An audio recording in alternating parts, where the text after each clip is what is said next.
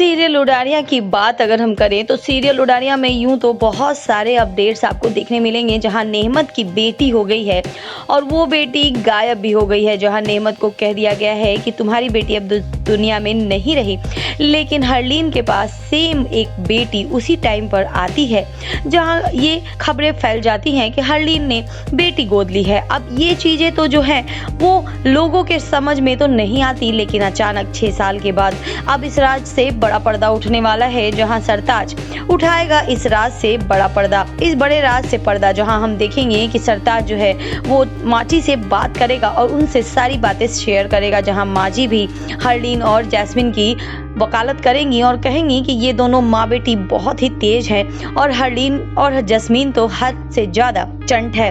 अब ये बातें सुनकर सरताज का दिमाग भी ठनकेगा और उससे पता चल जाएगा कि ये जो लड़की है आलिया, वो कोई और नहीं बल्कि नेहमत की गुमशुदा बेटी है। ये वही है जिसे सबने कह दिया था कि अब वो इस दुनिया में नहीं है। और दोस्तों इसका रिपोर्ट भी सामने आ जाएगा। जी हाँ, अब जो सरताज है उसके दिमाग में ये बात बैठ जाएगी तो वो आलिया और नेहमत की रिपोर्ट मिलाएगा, जहां हम देखेंगे कि रिपोर्ट्स वगैरह सब कुछ जब हाथ में आ जाएगा तो सरताज ये सच्चाई नेहमत को बताएगा। जहां नेहमत वो रिपोर्ट्स देखकर हैरान हो जाएगी और उसे समझ आ जाएगा कि आलिया कोई और नहीं बल्कि उसकी बेटी है।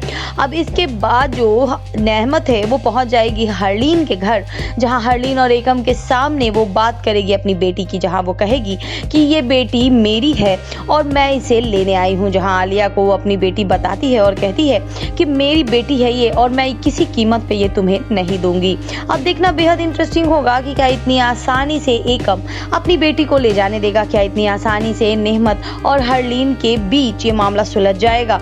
अब कुछ ट्विस्ट आएंगे, इसके बाद जानने के लिए हमसे जुड़े रहें।